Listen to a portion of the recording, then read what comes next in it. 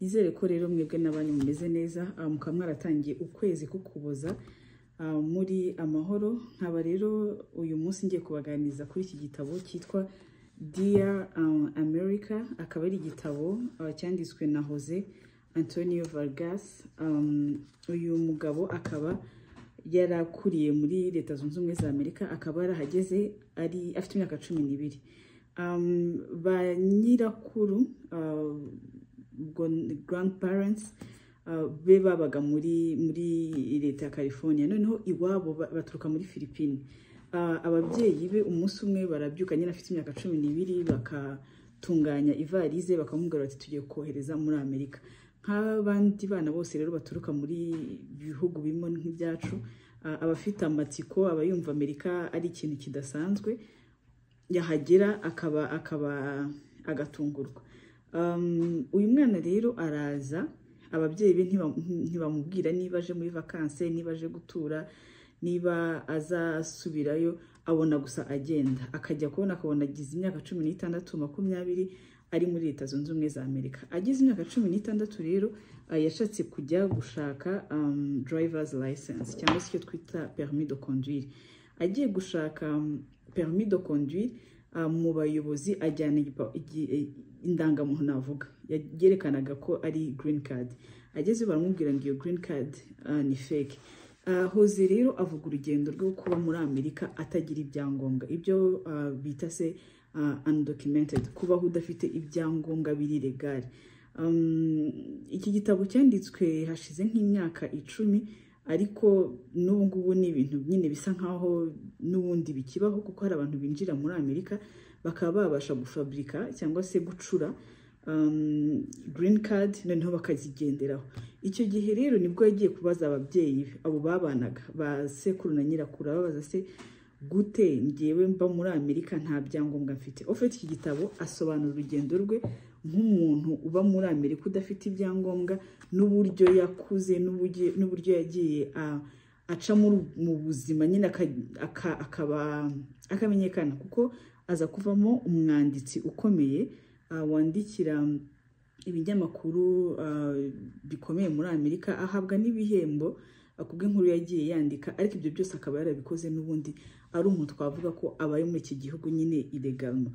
Rero icyo gihe uwo aza, ababyeyi be baguze green card, ariko urabyumva ko baguze green card itariyo. Nyuma rero aza kubimenya, noneho bajya nko kumuha akazi. Hano iyo bagiye kuguha akazi barabanza bakaverifya nyine umwirondoro wawe. Kubera ko yaramaze kugira CV iremereye, ntago bamutindagaho cyane. Ariko ubundi hari ibintu bavuga byo kuraninga background check, hari n'ibintu bakoresha nyine bya social security. Social security wenda napfa kwigeranya nk'imibare yo mu ndangamuntu, ni umubare ubukuranga. Rero navyo abafite byose ibya fake. Niba ufite amatsiko yo kumenya ukuntu abantu bamwe bajya banaviga nyine ubuzima bwo muri Amerika badafite impapuro kandi bakaba bashobora kubaho, iki ni igitabo wazasoma. Ku musozo wacyo rero uyihoze avuga uburyo ahinduka umuvugizi w'abantu batagira impapuro muri Amerika, agasaba ko hari icyo mujya mwumva cyitwa DACA. DACA ni abana bavukiye muri Amerika bakavukira ku babyeyi batagira ibyangombwa.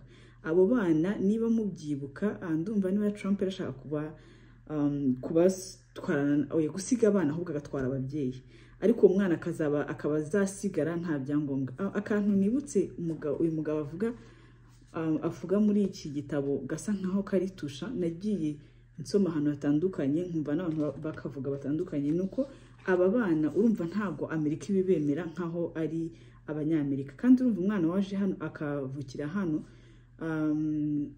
akaza muri iki gihugu afite imyaka 12, kuko avuga ko yageze muri iki gihugu muri 1993 afite imyaka 12.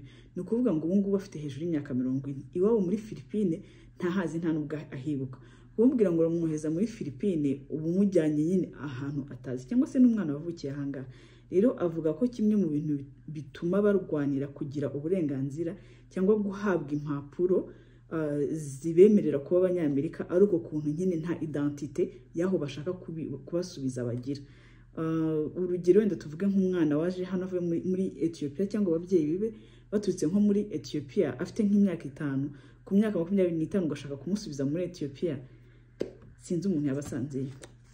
Muri make rero uyu mugabo aza kuba umuvugizi w'abantu batagira impapuro hano, cyane cyane nyine abo barebwa ni programme yitwa DACA. Akaba yarakoranye rero na President Obama. Igitabo cye nyine cyagize influence cyane kubera ko yari umwanditsi ukora muri ibyo binyamakuru. Nuvuga ngo yageze aho ngaho arafunguka, abwira abantu ati ngiwe nubwo iyi systeme mubona ko nayimetrije, tuvuge nko bakundi ubona umuntu wo muri Hollywood uzwi, ukavuga uti nubwo nagiye mbona akazi muri filime runaka zigatuma ba umuntu umenyekana, ariko ubundi systeme ni nkaho nayibye, ntago nemerewe kuba marigre ko eforariye, ariko uburyo nagiye mbonamo akazi nagiye mbeshya, ntago mfite ibyangombwa by'ukuri. Rero kubera ko kuntu azwi ari umuntu ufite ibihembo byinshi bitandukanye, byamufashije gukorana na Obama ku bijyanye na DACA n'uburyo nyine bakorohereza abantu bafite kankize kubona ibyangombwa. Iyo ushaka rero kumenya ibya systeme ya immigration, kuko nabyo arabivugamo cyane yo muri Amerika, iki gitabo wazagisoma. Ibihe byiza rero, ndishimye ko mbonye umwanya wo kongera kubavugisha, hari hashize igihe, naho utaha undi mwanya wabonetse. Imana ibarinde. Bye.